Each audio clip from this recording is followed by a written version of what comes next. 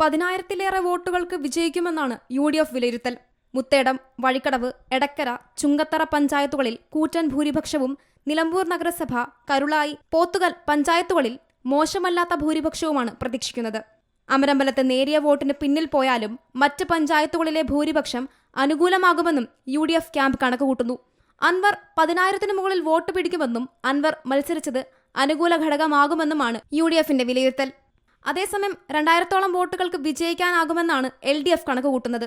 കഴിഞ്ഞ 2 തെരഞ്ഞെടുപ്പുകളിലും LDF വിജയത്തിന് കരുത്തു പകർന്നത് അമരമ്പലം, കരുളായി, പോത്തുകൽ പഞ്ചായത്തുകളിലും നിലമ്പൂർ നഗരസഭയുമാണ്. ഇവിടെ ഇത്തവണയും മുന്നേറ്റം പ്രതീക്ഷിക്കുന്നു. മറ്റു പഞ്ചായത്തുകളിൽ ചോരാൻ സാധ്യതയുള്ള UDF വോട്ടുകളിലും LDF പ്രതീക്ഷയർപ്പിക്കുന്നു. കഴിഞ്ഞ തവണ നേരിയ ലീഡ് നൽകിയ വഴിക്കടവ് ഇത്തവണ തുണയാകില്ല. അൻവർ 6,000-ഓളം വോട്ട് പിടിക്കുമെന്നും അതിലേറെയും UDFന്റേതായിരിക്കുമെന്നും LDF വിലയിരുത്തുന്നു. 25,000 വോട്ടുകൾ നേടാനാകുമെന്നാണ് PV അൻവർ ക്യാമ്പിന്റെ കണക്കുകൂട്ടൽ. വഴിക്കടവ് പഞ്ചായത്തിൽ നിന്നാണ് കൂടുതൽ വോട്ട് പ്രതീക്ഷിക്കുന്നത്. ചുങ്കത്തറ, മുത്തേടം, കരുളായി പഞ്ചായത്തുകളിലും നിലമ്പൂർ നഗരസഭയിലും നല്ല പ്രകടനം കാഴ്ചവെക്കാനാകുമെന്നാണ് തൃണമൂൽ കണക്കുകൂട്ടൽ. 10,000-ലേറെ വോട്ടുകൾ നേടാനാകുമെന്നാണ് NDA വിലയിരുത്തൽ. നില മെച്ചപ്പെടുത്താനാകുമെന്ന് SDPIയും പ്രതീക്ഷിക്കുന്നു. Zee Malayalam news, Malappuram.